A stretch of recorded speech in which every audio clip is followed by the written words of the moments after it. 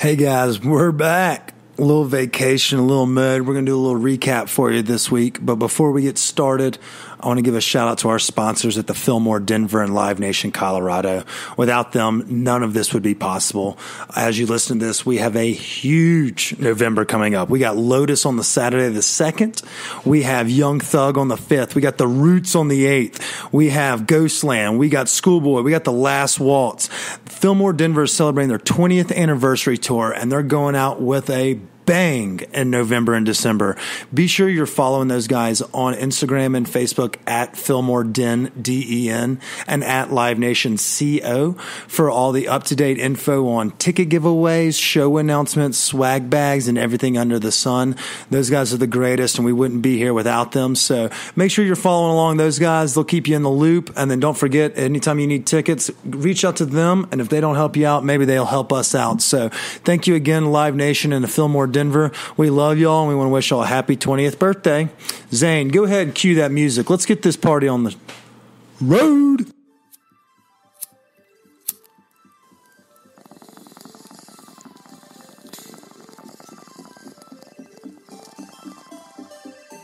The suppression of the use of marijuana and of the forces lurking behind it are the most important jobs this department is now engaged in.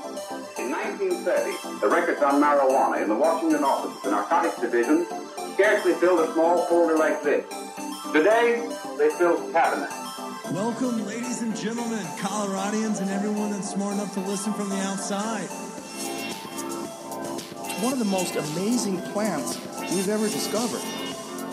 The pot party, the trippers, the grasshoppers, the hip ones, all gathered in secrecy and flying high as a kite.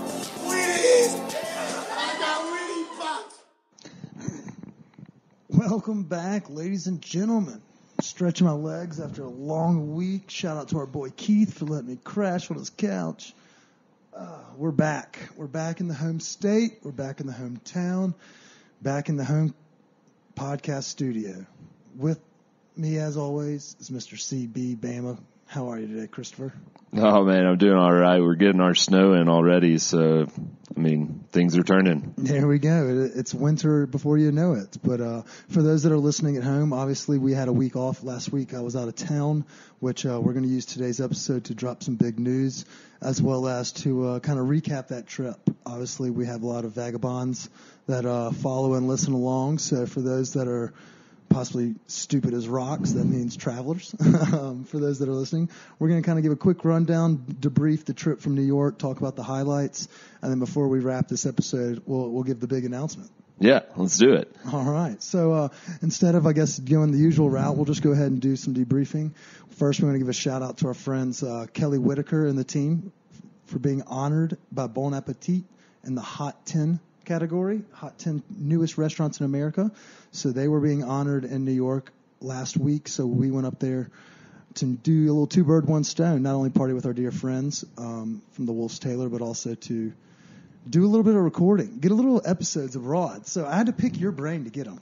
Well, I mean, not only that, though, dude, you made it to New York. Like, this was a first-timer over here. I mean, we popped that cherry in the Big Apple. Yeah, and I'd say you did it really well, too. Like, I followed along. I got a little bit jealous, but, I mean, yeah, the city didn't seem to destroy you, so I'm happy. So we had gotten shout-out to Bryant and Jamie, our girl with Caroline with the Bagel Boys, who had all New Yorkers had given me tips. And then shout out to our friends over there. But, yeah, y'all gave me some pretty straightforward tips that worked out well. So I appreciate those tips. But you're a regular up there. You have family like we've talked about in the past. And you're headed back up there. So this will be kind of a little yin and yang. We're going to talk a little New York. This will be our New York episode. Zane. Oh, shit. Cue that music. Yeah, it's going to be hot. Is that – who is that? That is Rihanna. Is it Rihanna? Yeah. All right. The city will make you feel brand new. Yeah, or maybe cue some Jay-Z in here or something. That may be who it is. Yeah. As you know, we're big fans and we love our friends over at the Live Nation and the Fillmore. For those that are listening to this episode, how much fun was Marilyn Manson last night? Oh, wow. And the decor at the Fillmore that they've got for Halloween. So they got a big month coming in November. But yeah, we're not really rap enthusiasts, so we don't really know what the fuck we're talking about. But you know what we are enthusiasts of? Food. And marijuana. And traveling. So shout out to our friends at Sphere X. Without those guys, I would not have had an appetite for the whole week.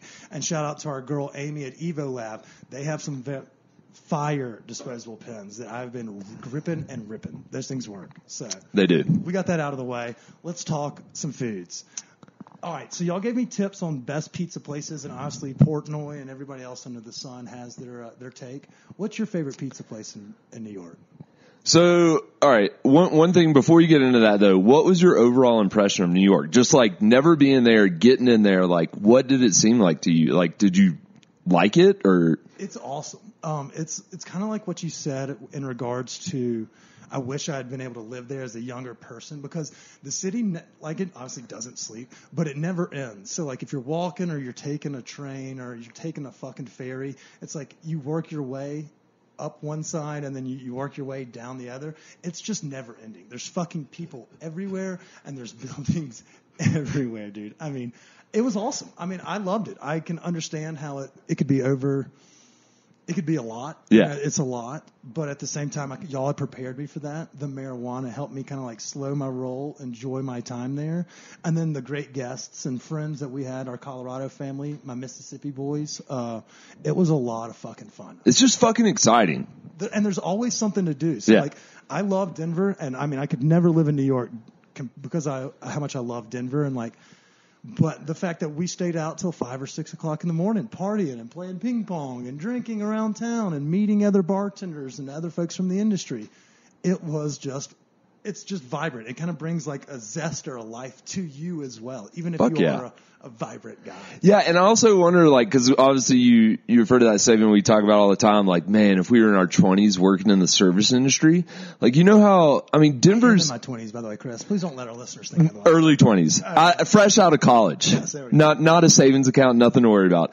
But, like, I just wonder if the kind of service industry up there is as incestuous kind of as it is here in Denver, you know, like, or I wonder if it's more of like in your borough, if you work there, like you got the hookup, you know your bars around town, you know. I've always just wondered, like, cause the city's so fucking big. I mean, I don't know. After you get done with your shift, you just go and party wherever. Yeah, and I don't know, and I can't speak to that. I should have asked that question to some of our guests, and we're going to name drop some of those guys. Yeah. We'll talk about that. But that's a good point. Like, we know most folks, you know, you worked at the kitchen, and now, like, those folks that you worked with are either running or at 6 or 7 different restaurants, and then you know that the folks underneath them, it's like the org chart in Denver is much, much smaller of a tree than it is in New York. Yeah. So I don't know. Like, I didn't speak with enough that they're like, oh, you need to talk to my counterpart who used to be my, you know, CDC or whatever. We didn't have that luxury. Not speaking with any of the chefs or the members there. Okay, so let's get back to pizza. All right, so that was the first thing. Yes. Pizza and street food is obviously my forte. When you go, you do like 11 Madison Park, you do nice of food. So I'll leave that is your industry. I'm not going to try to step on those toes. I fucked up some shitty or street foods. You know, everything from $1 slices of pizza to fucking hot dogs from a vendor that probably dropped, you know, boiling hot water. Hot dogs from vendors are great. Yeah. They have the health code ratings there. Sure. I'm sure they do. I'm sure everyone plays by those rules as well. And I'm not here to cast stones or throw shade at those. But yeah, the pizza is fucking phenomenal. So I tried a little bit of pizza from all different genres. You know, Portnoy does the thin sliced cheese no matter where he goes. I'm a pep guy, so I went pepperoni. You know, and stick with your guns. Yeah, and so the thin crust is good. Don't get me wrong, I like it. I feel like the best thin crust we had was Ruberosa in in Little Italy. Is that like an old one? It seemed old. I mean, the decor looked old. It's the picture from our Instagram with the little kid's face popping up over the pizza. Oh, yeah. They do a very nice thin crust pizza, and I believe it's in Little Italy, which runs right up until Little China. Maybe, I can't Chinatown, remember. whatever you want to call it. Sorry, that Kurt Russell movie got in. All right, so Ruberosa wins for thin crust pizza. The best pizza I had all week was a Prince Street pizza from the East Village. And it was because they do the Sicilian square style, so it's like fluffy and light, but they're known for the spicy Italian Roni cups. And as you know, we love pepperoni nips. Yes. These are the baby cups, not the full-blown titties nipples. That curl up a little bit? Yeah, and they capture all the grease inside of them. That shit fucked, Chris. They almost look like those, you remember those little rubber things that you could set on the table and like push down and then they'd pop up? Yeah. They look like kind of those. Yeah. And so that, and it comes in a square slice, that was the za of my week. Could you get that by the slice? Yeah. So they had it for the slice and it was probably, which by the way, shout out to the company credit card and to our friends that covered the bill. Jeremy, you're one of those. Kelly, you're one of those. Martin. But you can technically survive without spending $1 zillion. I know, that's what I'm saying. I mean, you can grab a sandwich, you can grab a slice, you can get things, cheap. Yeah, so I managed to navigate it somewhere in the middle of the road. Okay, so the funny thing is, like, in all my times going to New York, like, my sister will just usually have a pie waiting for me when I fly in. We have to use terms like this for our New York listeners. Is that what we call it? Is it pie, not za? Yeah, maybe we can get them to chime in on that. Jeremy, if you're listening, or any of our followers from New York are listening, will y'all let us know, is it za or pie? Yeah. Or are there differences? Yeah. Do I look like a big dickhead for saying the word za when there's totally other letters right there in front of it?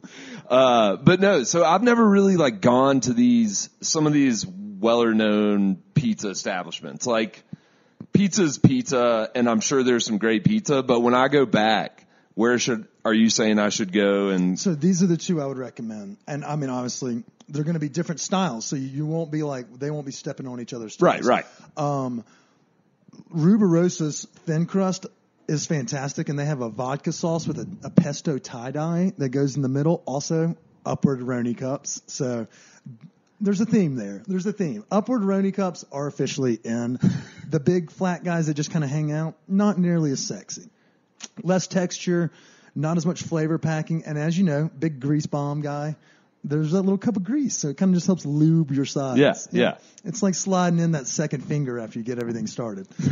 Yeah, everyone knows. Easy. Okay, so Prince Street Pizza in the East Village, I guess. Yeah, hit that one for the Sicilian, and then the Ruberosa place is the one that hit for the thin crust. Okay. So that wasn't the only two places I tried. I tried Jay's on every fucking street has a Jay's. Yeah. Percy's.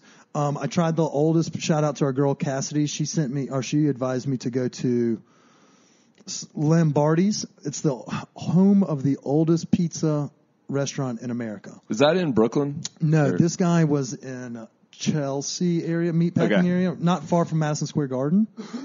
Gotcha. So just in that area. I did go to Brooklyn. I hit Brooklyn and I hit Hoboken, Jersey City. Both sides. I took the ferries. Shout out to Jamie for telling me to take the ferry to and fro because that's gorgeous. Like, as you can see on the Instagram, those are gorgeous. I mean, the skyline's just epic. Because it's fucking huge. Dude, it's so fucking big. But nothing over there wowed me except for I didn't get in time. I didn't make it to Home Team Barbecue. So we will check off the things that we did hit, and then I left a lot on the plate for you to hit when you go back in December. Okay.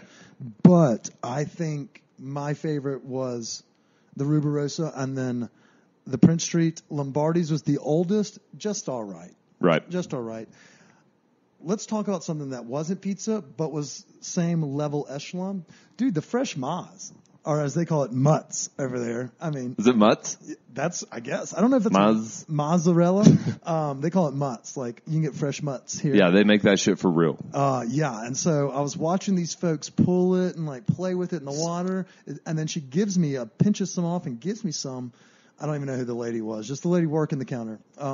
And I bite into it and it's just like squeaky. And it's like, Fresh Maz. Dude, it is so, as someone that is not a cheese aficionado, but a cheese. I mean, I would masturbate to watching people make burrata. I'm not scared to admit it. I could tug to that. Well, I feel like too we've bastardized mozzarella. Like, it's not like a fresh ball of mozzarella is not the same as like the shredded mozzarella you buy in a Kraft bag or something. Like, that fresh mozzarella is fucking phenomenal.